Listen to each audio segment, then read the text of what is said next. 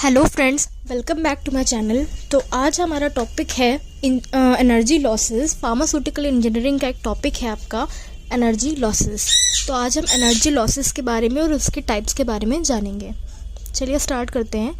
सबसे पहले तो ये जानिए कि एनर्जी लॉस का मतलब क्या होता है। तो according to law of conservation of energy, जो law of conservation of energy का नियम है उसके अकॉर्डिंग क्या होता है आपका, energy balance have been properly accounted. उसमें क्या देखा गया कि एनर्जी पे एक बैलेंसिंग बनी रहती है। हमने ये चीज़ पहले भी बताई थी कि energy can neither be created not destroyed, it can only be transfer from one state to another. हमने ये चीज़ ऑलरेडी बताई थी। तो अब यही है कि जब मान लीजिए जब एक अवस्था से दूसरी अवस्था में जब कन्वर्जन हो रहा है उस टाइम पे क्या होता है कि कुछ टाइप की एनर्जी आपकी है वो लॉस हो जाती है। तो उस एनर्जी को कैलकुलेट करना भी ज़रूरी है भाई। जब एनर्जी आपकी इधर से उधर ट्रांसफ़र हो रही है, मतलब एक अवस्था से दूसरी अवस्था में जा रही है, तो उस टाइम पे कुछ लॉसेस भी होता है, एनर्जी कुछ डिस्ट्रॉय भी हो जाती है। तो उस एनर्जी जो लॉस हो रही है उसको हम कैलकुलेट करते हैं। कैलकुलेट कैसे करते हैं? आपके 4 तरीके होते हैं एनर्जी लॉसेस के। पहला है आपका फ्रिक्शन लॉसेस, दूसरा है लॉसेस इन फ्रिटिंग, तीसरा है एनलार्जमेंट लॉसेस और चौथा है आपका कॉन्ट्रैक्शन लॉसेस। 4 टाइप के आपके क्या होते हैं, लॉसेस होते हैं, एनर्जी लॉसेस होते हैं। तो सबसे पहले बात करते हैं फ्रिक्शन लॉस के बारे में। फ्रिक्शन लॉस क्या कहता है, जब कोई भी मान लीजिए लिक्विड है वो जब या फ्लूइड है वो फ्लो हो रहा है, उस टाइम पे क्या होता है उस पर एक फ्रिक्शन फोर्स लगता है। हम ये जानते हैं ना, घर्षण बल हमेशा जानते हो आप, हर चीज़ पे जो भी चीज़ चल रही है, कोई भी चीज़ मूवमेंट में, तो उसमें क्या होता है फ्रिक्शन फोर्स लगता ही है। तो ये जो फ्रिक्शन फोर्स होता है वो क्या करता है, आपका प्रेशर का लॉस करता है, प्रेशर का लॉस कर देता है। ये जो फ्रिक्शन फोर्स होता है वो क्या करता है, मतलब प्रेशर को ख़त्म कर देता है, डेल्टा पीएफ को ख़त्म कर देता है। तो ये जो आपका फ्लूइड फ्लो हो रहा है वो, या तो हमने आपको पहले ही बता चुकी हूँ रेनॉल्ड नंबर में कि वो तो आइदर क्या होगा, विस्कस होगा या टर्बुलेंट होगा। 2 ही फ्लो होते हैं आपके, एक विस्कस होता है एक टर्बुलेंट होता है। तो ये जो होता है आपका, ये दोनों चीज़ें क्या करती है, एनर्जी लॉसेस को इन्फ्लुएंस करती हैं। तो कहने का मतलब ये जो प्रेशर ड्रॉप हो रहा है, जो भी हमने बताया था ना, प्रेशर डिफरेंस आ रहा है, उसको हमने जो फ्रिक्शन की वजह से प्रेशर ड्रॉप हो रहा है, प्रेशर जो घट रहा है, वो क्या होता है आपका, किन किन चीज़ों पे मतलब रिलेशनशिप है उसकी। एक तो डायरेक्टली प्रोपोर्शनल होता है वेलोसिटी क्या है फ्लूइड की, एक है आपका डायरेक्टली प्रोपोर्शनल होता है डेंसिटी क्या है फ्लूइड की, एक आपका क्या है कि डायरेक्टली प्रोपोर्शनल होगा लेंथ क्या है पाइप की, और चौथा है आपका इनवर्सली प्रोपोर्शनल होता है डायमीटर ऑफ द पाइप, जो पाइप है उसका डायमीटर क्या है। मतलब जब फ्रिक्शन की वजह से जो प्रेशर घट रहा है वो क्या करता है, 4 बातों पे डिपेंड होता है। एक वेलोसिटी के डायरेक्टली प्रोपोर्शनल, डेंसिटी के और लेंथ के, पाइप की लेंथ के डायरेक्टली प्रोपोर्शनल, और जो पाइप का डायमीटर होता है उसके क्या होता है, इनवर्सली प्रोपोर्शनल होता है। इन चारों को हमने क्या किया, एक साथ कंबाइन करके एक इक्वेशन बना दी। उस इक्वेशन का हमने नाम बोला है फ्रैनिक्स इक्वेशन। तो फ्रैनिक इक्वेशंस के थ्रू जो एनर्जी लॉसेस होता है ड्यू टू फ्रिक्शन की वजह से, उसको हमने क्या किया, ये इक्वेशन दी है, देख सकते हो। फैनिंग इक्वेशन बराबर डेल्टा पी एफ बराबर 2f u square L rho upon D.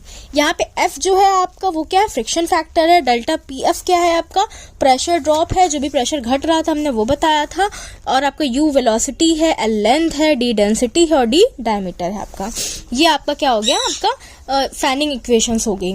चलिए ये तो बात हमने कर दी। अगर मान लीजिए अगर आपका जो भी फ्लो हो रहा है, सपोज वो अगर विस्कस फ्लो है, हमने टर्बुलेंट और विस्कस 2 बात की थी। अगर मान लीजिए जो फ्लो हो रहा है वो विस्कस है, तो क्या होगा, एक हैगन-पॉइज़ल्स इक्वेशन होती है, वो यूज़ की जाती है किस चीज़ के लिए, pressure drop due to friction को कैलकुलेट करने के लिए क्या की जाती है, आपकी हैगन-पॉइज़ल्स इक्वेशन यूज़ की जाती है। अब ये इक्वेशन क्या कहती है, हैगन-पॉइज़ल्स इक्वेशन कहती है डेल्टा पी जो होता है आपका बराबर 32L म्यू नीटा अपॉन डी स्क्वायर। ये आपका क्या है, हैज़ल-पॉइज़ल इक्वेशन क्या कहती है, डेल्टा पी बराबर 32L म्यू नीटा अपॉन डी स्क्वायर। तो यहाँ पे जो नीटा है आपका वो क्या है, विस्कोसिटी है लिक्विड की, डेल्टा पी एफ क्या है, प्रेशर ड्रॉप होता है आपका। ये आपकी क्या हो गई, एक फाइनल इक्वेशन हो गई हैज़ल-पॉइज़ल इक्वेशन।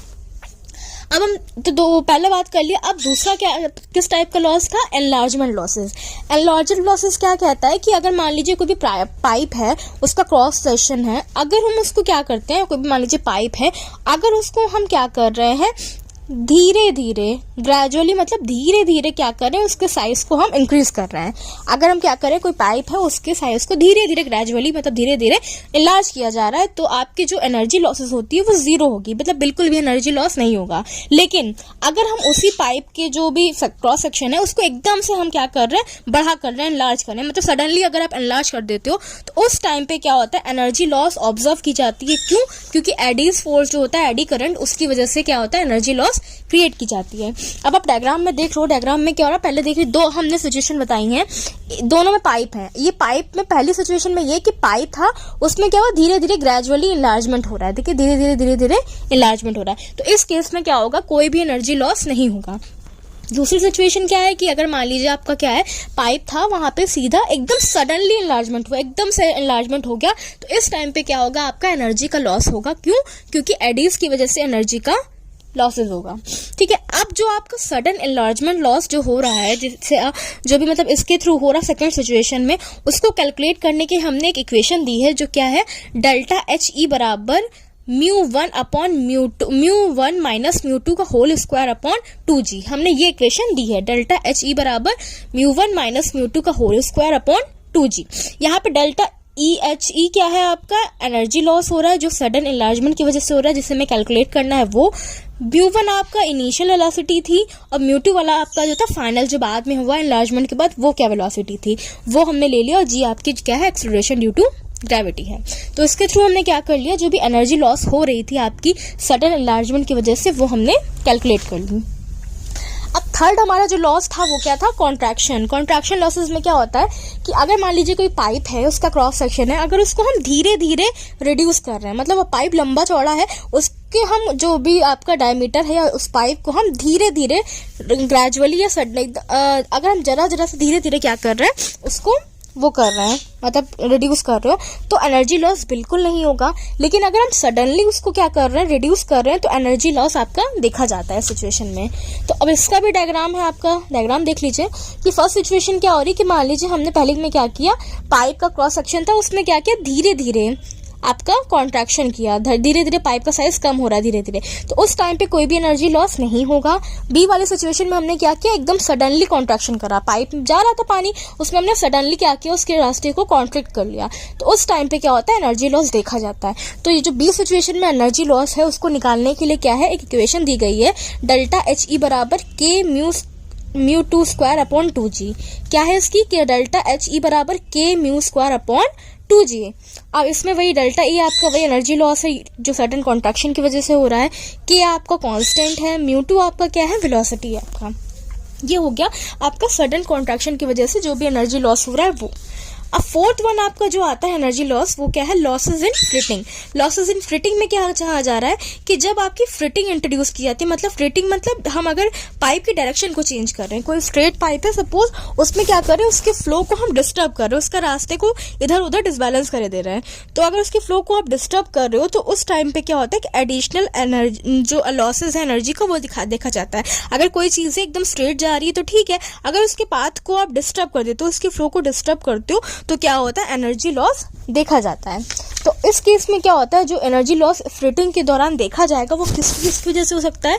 एक तो वही है कि हमने डायरेक्शन चेंज कर दी, वही उसकी एल्बो फिटिंग कर दी, मतलब डायरेक्शन चेंज कर दी। दूसरा हमने ये कहा है कि change in the type of fritting, fritting की टाइप ही चेंज कर दी, जो हम इंट्रोड्यूस कर रहे हैं उसके टाइप ही चेंज कर दिए उसमें। तो देखिए 4 टाइप के हमने फ्रिटिंग आपको इसमें बताई है आपकी। देखिए पहला वाला क्या है, एल्बो 90 डिग्री फिटिंग है, उसमें हमने 90 डिग्री दिखाया। दूसरे को हम क्या बोलते हैं, टी फिटिंग बोलते हैं। जो दूसरा वाला आप देख रहे हो उसे बोलते हो टी फिटिंग। इसमें क्या होता है, ऊपर हम मतलब 3 जगह पे हम क्या करते हैं, पाइप को मतलब ऊपर वाले से हमने इंट्रोड्यूस किया और 2 रास्ते और दिखा दिए। तीसरे वाले को कपलिंग फिटिंग कहते हैं, मतलब इधर उधर हम पाइप अटैच कर देते हैं। और लास्ट वाले को बोलते हो ग्लोब वॉल्व कपलिंग। ये आपका क्या है, ग्लोब वॉल्व कपलिंग। तो 4 टाइप के क्या होते हैं, आपकी फिटिंग पाई जाती है इसमें। तो ये था आपका एनर्जी लॉसेस। तो एनर्जी लॉसेस आज खत्म हो गया।